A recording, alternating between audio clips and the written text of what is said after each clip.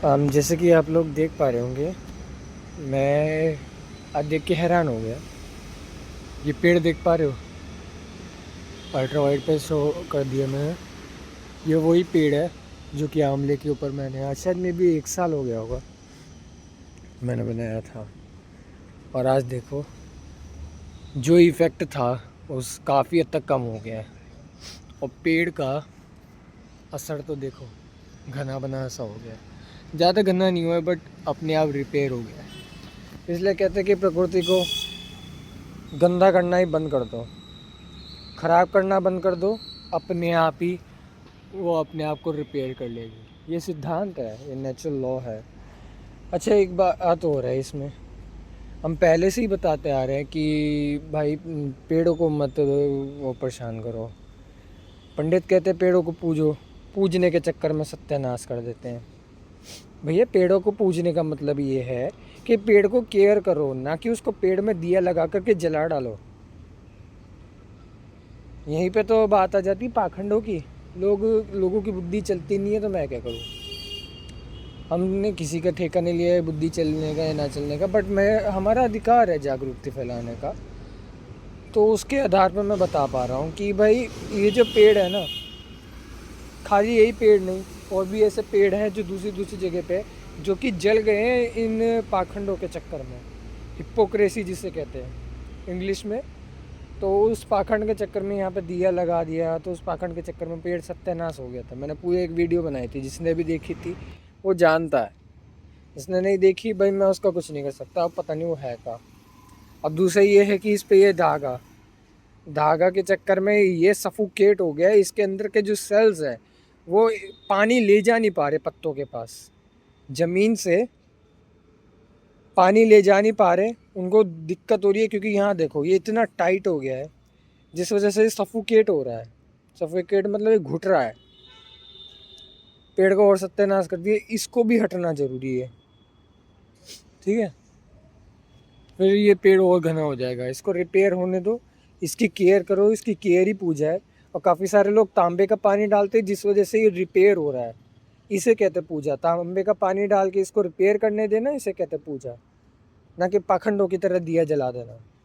भाई, इसमें भी परमात्मा व्याप्त है। परमात्मा की रेंज इतनी है, अनलिमिटेड, मतलब सर्वव्यापी, मतलब बहुत सारे ऐसे गुण बताए हैं वेद में।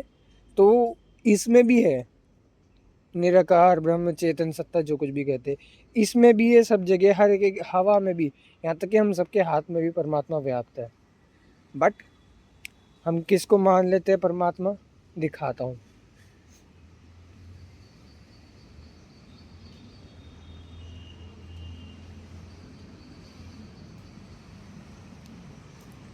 मंदिरों में रखी हुई फोटोज, मूर्तियाँ, और ये भला इस इमेज को परमात्मा मान लेते हैं, जो कि मुड़ चुकी है। भाई, सीधी सी बात है, साफ साफ दिख रहा है, मुड़ चुकी है। जब मूर्ति ही मुड़ जा रही है या फिर इमेज मुड़ जा रही है, तो क्या खाक बचाएगी हमें? तो हम इन्हें पूछ क्यों रहे? भाई, इनकी गुणवत्ता, इनकी जो कर्तव्य थे, इनकी जो लाइफस्टाइल थी, पहली बात तो ये एग्जिस्ट नहीं करते, इनकी जगह कोई और था। ये बना रखा है। ये पाखंड है और कुछ नहीं, हिपोक्रेसी है। परमात्मा सब जगह व्याप्त है, और परमात्मा इसमें भी व्याप्त है। उसकी रेंज के अंदर आ जाती हैं ये सारी मूर्तियाँ। हाँ, सारे इमेज उसकी रेंज के अंदर आ जाते हैं। जो उसकी अनलिमिटेड फैलावे की रेंज है, जो चेतन सत्ता है, जो इतना अनलिमिटेड है, उसको लिमिट नहीं किया जा सकता। तो उसी की रेंज के अंदर आ जाता है ये। हम मैं समझाने की कोशिश कर रहा हूँ, इसलिए मैं ये शब्द प्रयोग कर रहा हूँ। बाकी उसको समझाना लगभग असंभव सा ही है। बट इंसान के समझने लायक के हिसाब से मैं बताना चाह रहा हूँ कि परमात्मा की रेंज जो है वो अनलिमिटेड है। और उसी अनलिमिटेड रेंज में ये मूर्ति आ जाती है। इसलिए आर्य समाज या जो लोग कहते हैं, या फिर पंजाबी लोग, या फिर दूसरे और मतपंथ संप्रदाय के लोग जो कहते हैं कि परमात्मा तो निराकार ब्रह्म है। हाँ, उसका कोई शेप साइज़ नहीं है, वो अनलिमिटेड है। कोई लिमिटेड चीज़ होती है ना, उसका शेप साइज़ जो होता है वो बन सकता है लिमिटेड चीज़ का, बट लेकिन अनलिमिटेड चीज़ का शेप साइज़ नहीं बन सकता। जैसे कि ये है, ये लिमिटेड है, इसको अनलिमिटेड कैसे करेंगे? इसका शेप साइज ही ख़त्म कर दो। इसे पहली बात तो जड़ वस्तु है, चेतना तो है नहीं, चेतना का लिमिटेशन कभी नहीं होता। हाँ, आत्मा का होता है limitation in terms of accessibility. Accessibility यानी कि उसकी मतलब कैपेसिटी कुछ भी के कह सकते हैं कि भाई आत्मा की बस इतनी ही होती है, तभी वो इस धरती पर जन्म लेता है। पर लेकिन निराकार ब्रह्म, उसकी रेंज ही अनलिमिटेड है, स्पेस भी अनलिमिटेड है, तो मतलब ही नहीं सेंस बनता। वो वो निराकार ब्रह्म के अंडर ही आ जाती है, उसकी रेंज के अंडर ये पूरी धरती, पूरा यूनिवर्स, अनलिमिटेड यूनिवर्स।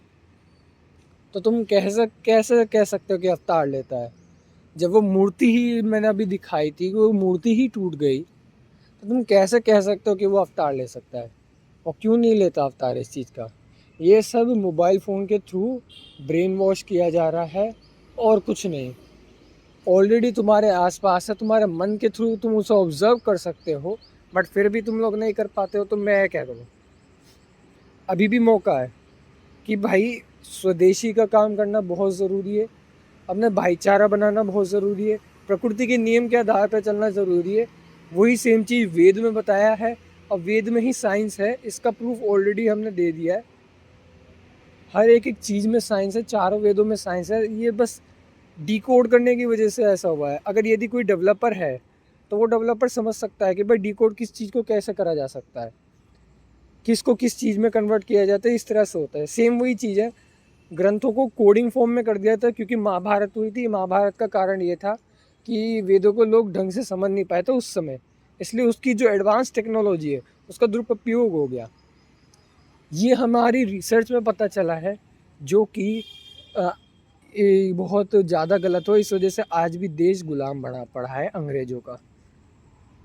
मुगल मुसलमान कर करके सत्यानाश कर दिया, हिंदू कर करके सत्यानाश कर दिया। भाई हिंदू मुसलमान सिख ईसाई सब क्लैन है, ये कोई धर्म वरम नहीं है। इसके अंदर जो सिद्धांत बताए गए वो सब वैदिक सिद्धांत हैं। इन सभी में कुछ कुछ है जो पाखंड है, जो जिनको फिल्टर करके इग्नोर किया जा सकता है। उसके लिए भाई साइंटिफिक व्यू होना ज़रूरी है, थिंकिंग प्रोसेस होना बहुत ज़रूरी है। इस चीज़ का ज़रूर ध्यान रखना बहुत ज़रूरी है। मैंने किसी का ठेका नहीं लिया है कि भाई किसका क्या धर्म है, सबका एक ही धर्म होता है, इंसानियत। अगर तुम हिंदू बंधु हो तो इंसान बनना बंद कर दो, सीधी सी बात है। और मैं एक और एग्जांपल देता हूँ। जैसे कि यहाँ देख रहे हो, भले ही मानव ने सत्यानाश किया है, पर मानव के सत्यानाश करने के बावजूद भी प्रकृति अपने आप बना लेती है। यानी कि परमात्मा, चेतन सत्ता, सर्वोत्तम, निराकार ब्रह्म, डिवाइन कॉन्शियसनेस, बहुत सारे ऐसे नाम हैं, उसे बोला जाता है, शिव भी बोला जाता है। उसकी क्वालिटी, गुणवत्ता और उसके कर्तव्य के अनुसार उसे बोला जाता है। तो देख पा रहे होगे कि इंसान की दोहन की बावजूद भी नेचर अपने आप को कैसे रिकवर कर पा रही है। नेचुरल लॉ जिसे कहते हैं, नेचुरल लॉ भी थोड़ा मेरा शब्द का कोई बात नहीं, उसके लिए थोड़ा हो जाता है, बट जो सत्य है वो सत्य है। जो सत्य होता है हमेशा बिटर टेस्ट का होता है, करेले के स्वाद का, जो किसी को पसंद नहीं आता। बिटर टेस्ट की प्रॉपर्टी ये है, वो किसी को पसंद नहीं आता, ये स्वाभाविक है, इसमें किसी की गलती नहीं है। अब देखो, प्रकृति के दोहन करने के बावजूद भी कहीं ना कहीं प्रकृति अपने आप को रिकवर कर पा रही है। पीपल में भी ऐसी सेम कॉन्सेप्ट है। अरे पीपल की प्रॉपर्टी ही ऐसी अच्छी अच्छी है, बहुत सारी प्रॉपर्टी है, इसलिए उसको सिंबलाइज फॉर्म में वो भगवान डाल दिया, ये भगवान डाल दिया, जबकि वो एग्जिस्ट ही नहीं करते हैं आज तक। मुझे प्रूफ दो कि एग्जिस्ट करते हो। ऑलरेडी मेरे पास असंख्य प्रूफ है, वो भी नेचर के, जो कि सब मानते हैं, सबको मानना ही पड़ेगा, नहीं तो वो अंधभक्त है। गारंटी है उनके बच्चे मर जाएंगे 2030 में न्यू वर्ल्ड ऑर्डर में। बैंकों के फ्रॉड में तो पैसे फंसे पड़े हैं लोग, तभी तो ब्रिटेन के गुलाम बने पड़े हैं। राजीव दीक्षित जैसे क्रांतिकारी और 7 लाख क्रांतिकारी लोग तुम्हें बता के तो गए थे कि भाई तुम अपना ये बच्चे बचा लो, नहीं तो फ्रॉड बैंकों के उसमें पड़े रहोगे। और दूसरा ये है कि भाई वो इन बैंक वालों के फ्रॉड करेंसी, भाई पहली बात तो ये, मैं उन्हें बुरा नहीं कह रहा जो बैंक के अंदर कर्मचारी है, वो तो खुद ही परेशान रहते हैं इस चीज़ में, मैं उन्हें नहीं कह रहा। मैं कह रहा हूँ ये बैंकिंग सिस्टम, ये जो ब्रिटेन ने बना रखी है विदेशी ताकतों ने, तो उसमें फंसे पड़े हैं, फ्रॉड करेंसी में लेन देन कर रहे हैं।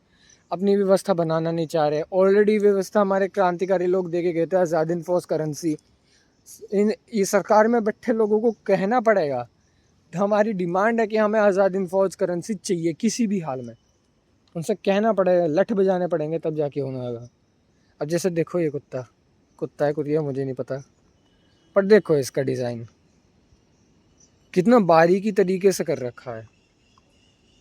अगर मैं 10x पे करूँ, कितनी बारीकी तरीके से करने की कोशिश की है। मेरे पास इतना हाई एंड फ़ोन नहीं है जो कैमरा वाइज हो, तो इतनी बारीकी से करने की। पीपल का देखो, पीपल का मैं मैक्रो ले रहा हूँ, और मैक्रो में तुम खुद देखो, ये देखो कितना डीप डिज़ाइन किया हुआ है परमात्मा ने। क्या किसी इंसान के अंदर औकात है इस चीज़ को डिज़ाइन करने की, इस पेपर को बनाने की? वो इसको मॉडिफाइड तो कर देगा, बट इसको अच्छा नहीं बना पाएगा, उल्टा और ख़राब कर देगा। इसलिए वेद में बहुत बड़ा साइंस है, उसको डिकोड करना बहुत मुश्किल है भाई। किसी के अंदर दम नहीं है इतना आसानी से डिकोड करना, बहुत ज़्यादा सोचना पड़ता है और ब्रह्मचर्य का पालन करना पड़ता है, तभी जाकर के वेदों का डिकोड करते पड़ता है, वरना अन्यथा नहीं हो पाता। अभी तो खैर क्वालिटी का भी एक मैं समझ सकता हूँ, क्वालिटी का भी इशू रहता है। मेरे पास इतना बढ़िया कैमरा वाला फ़ोन नहीं है, स्टेबिलिटी पर्पज़ के लिए भले ही कोई बात नहीं, बट ये तो देखो यहाँ पे ये देख रहे हो। अभी जस्ट इसको मैं ऐसा कर दे रहा हूँ, कोई अवतार क्यों नहीं लिया? अपनी इमेज बचाने के लिए कोई अवतार क्यों नहीं लिया? और अभी देखना, पता नहीं शायद मैं टूटा है या नहीं टूटा। चलो ठीक है, अभी एक काम करते हैं और ट्राई करते हैं, है नहीं कुछ हुआ। मैं प्रैक्टिकल दिखा रहा हूँ, प्रैक्टिकल प्रूफ। ये लो, फेंक दिया। प्रैक्टिकल प्रूफ है ये, कोई अवतार नहीं ले रहा। लेगा भी क्यों जब है ही नहीं, एग्जिस्ट करता भाई। इनकी जो प्रॉपर्टी है ना नवरात्रों में, वेद में कुछ और ही बताया है, आयुर्वेद में कुछ और बताया है, इस चीज़ के बारे में, नवरात्र के बारे में कुछ और बताया। उसी चीज़ को सिंबलाइज फॉर्म में पुरखों ने इस चीज़ का डिज़ाइन किया था ताकि लोग समझ जाए, और कुछ नहीं। ये मंदिर कबाड़ पड़ा है नहीं पाखंड, हिपोक्रेसी। अब भाड़ में जाए आ रहे समाज की बात, मुझे फर्क नहीं पड़ता, मैं सामने लाइव प्रैक्टिकल प्रूफ दे रहा हूँ।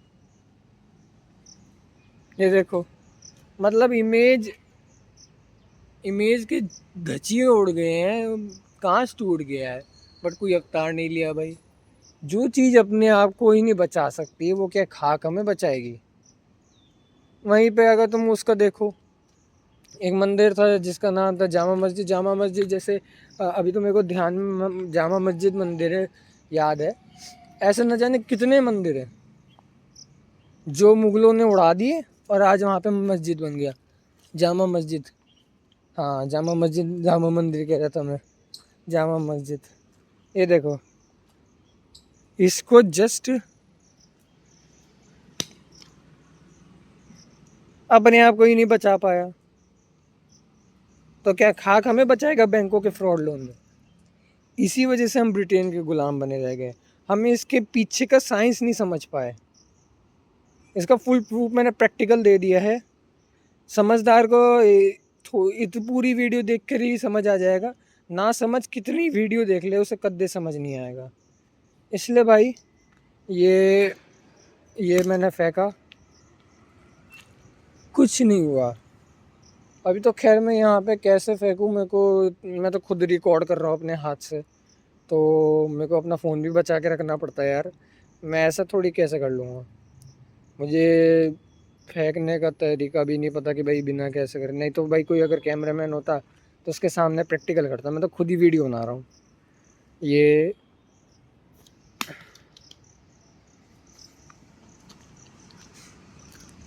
पता नहीं टूटा है या नहीं, मैंने बहुत हल्के हाथों से फेंक रखा है ना कैमरा को, फ़ोन को बचाते हुए, मेरा जिस फ़ोन से रिकॉर्ड कर रहा हूँ, तो उसको बचाने के चक्कर में इसे तेज़ी से फेंक नहीं रहा, नहीं तो तेज़ी से फेंकता मैं इसे। इससे ये प्रूफ हो जाता है कि भाई ये सब पाखंड है और कुछ नहीं, हिपोक्रेसी है। इस मूर्ति में भी परमात्मा व्याप्त है। परमात्मा ये मूर्ति नहीं है, व्याप्त है। ये मूर्ति परमात्मा की रेंज में आ जाती है, पर इससे ये मतलब नहीं है कि ये मूर्ति परमात्मा बन जाती है। हम भी ऐसे हो गए भी, हमारे में भी तो व्याप्त है, क्यों हम परमात्मा नहीं बन पाए? ये सब पाखंड है और कुछ नहीं। कॉमन सेंस की हत्या कर रखी है डीएपी यूरिया खिला खिला करके, और कुछ नहीं है। सिर्फ डीएपी यूरिया की वजह से ही सत्यानाश नहीं हो रहा, लोग स्वदेशी का काम नहीं कर रहे और कुछ नहीं। मैं ट्राई करूँगा कि भाई कांच तोड़ दूँ। टूट गया, कांच टूट गया, कोई नहीं बचा पाया, कोई अवतार नहीं लिया अभी तक, और लेगा भी कैसे। चलो फिर आज के लिए इतना काफ़ी था शायद। मे भी मुझे एक और चीज़ और दिखानी चाहिए, दिखा देता हूँ।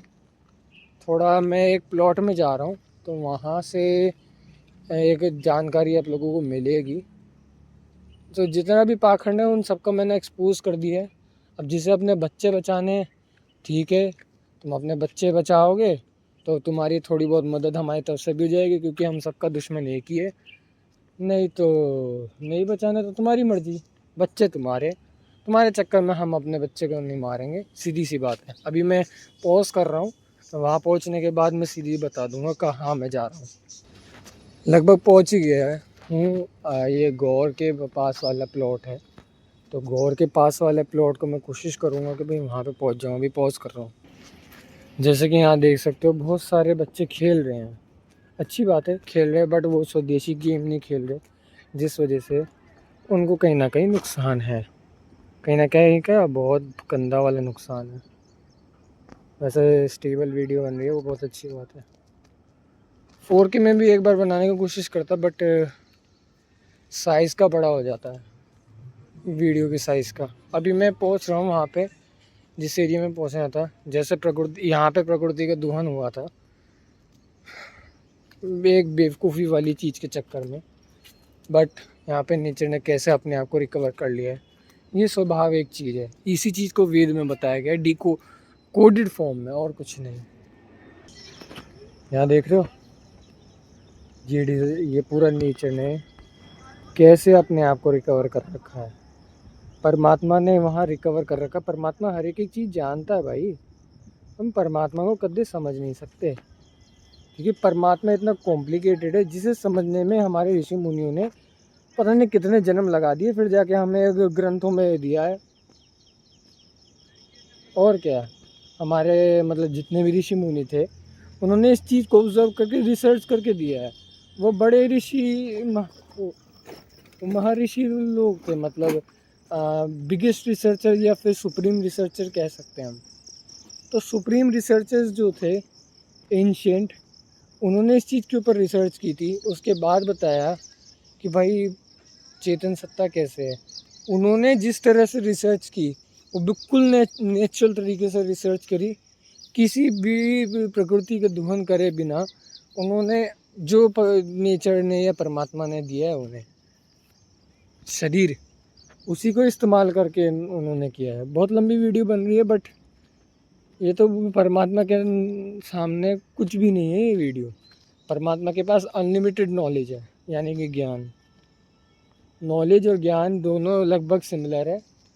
नॉलेज तो खैर डाटा का डीप नॉलेज को कहते हैं ज्ञान। डीप नॉलेज को ज्ञान कहते हैं, नॉलेज को भी ज्ञान कह देते हैं, बट सामान्य व्यक्ति समझ नहीं पाता इस चीज़ को। अब यहाँ पे भी नेचर ने बिल्कुल ही वो सही कर रखा है।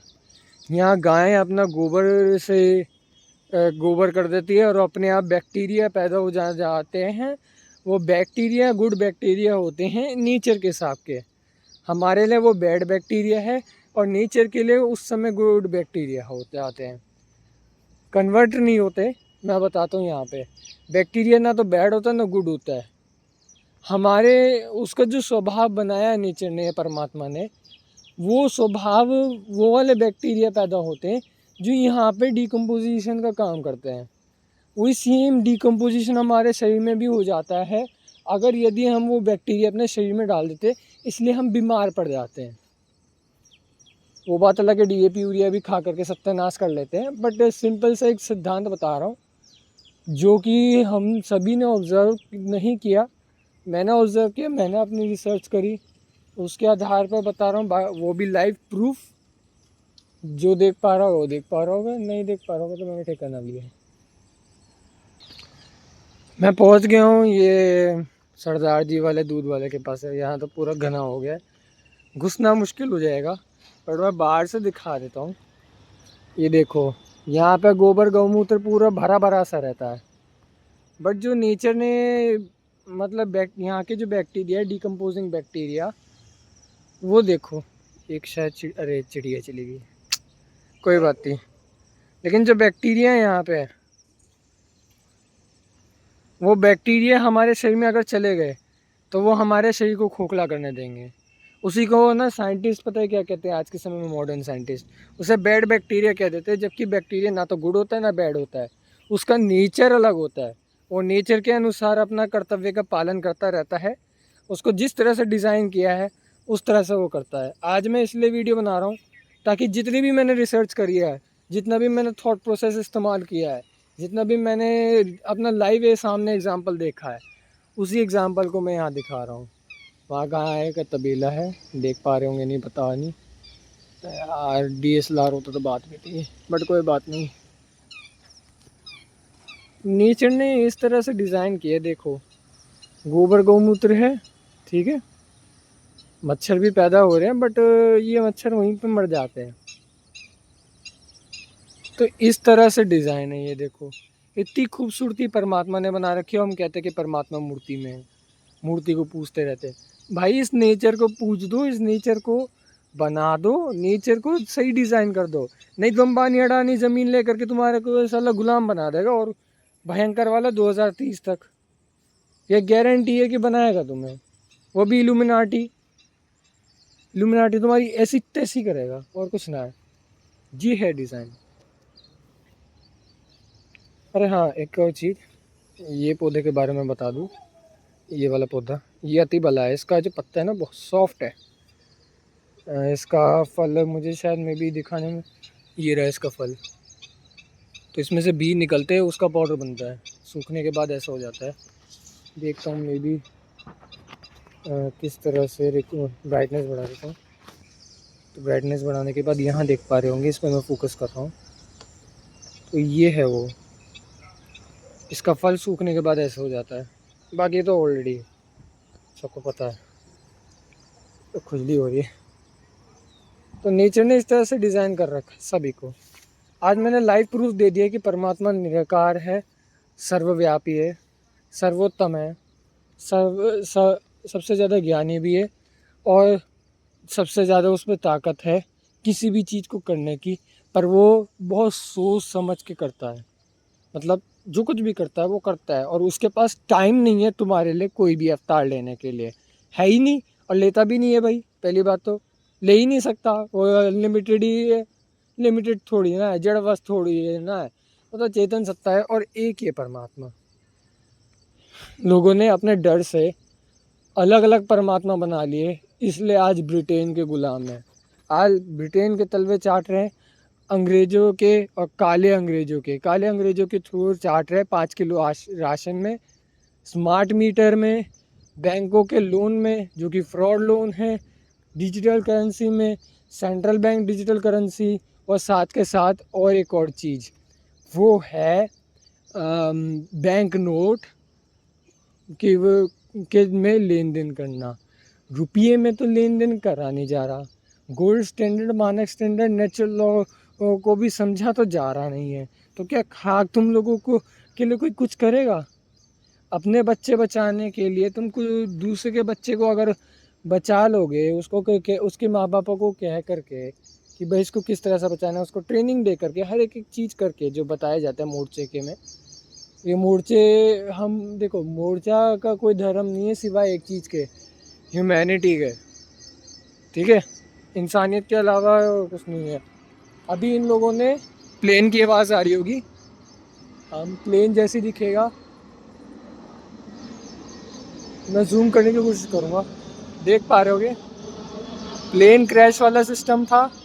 ये जब मर्जी चाहे तुम्हारे को प्लेन क्रैश करवा करके मरवा सकते हैं, क्योंकि पहले तो इनकी स्ट्रेटेजी है कि बल्क में कर देना, लोगों को एक जगह इकट्ठा कर देना और कबूतर खाने में दबा के रखना, बुद्धि भ्रष्ट कर देना इन लोगों की, फ़ोन दे करके पॉर्न वीडियोस दिला दिला के पता नहीं क्या क्या, ठीक है।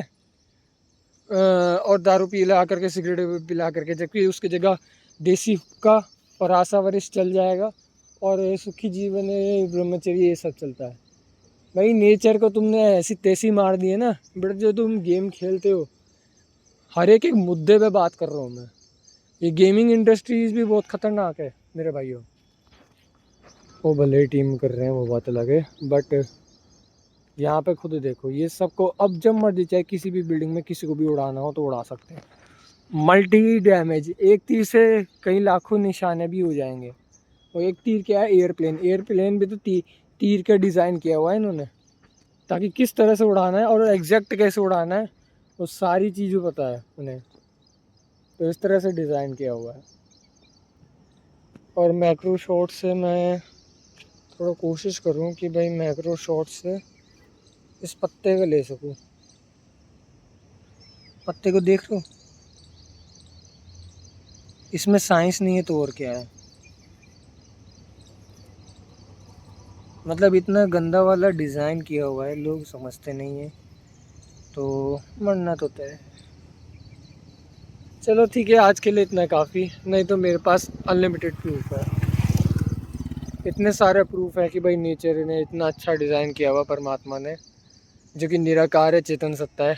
ऑलरेडी मैंने प्रूफ दे दिया था। इसलिए कहते हैं पाखंड में विश्वास मत करो और जातिवाद, बलि प्रथा, मूर्ति पूजा, अवतारवाद, इन चक्कर में मत पड़ो।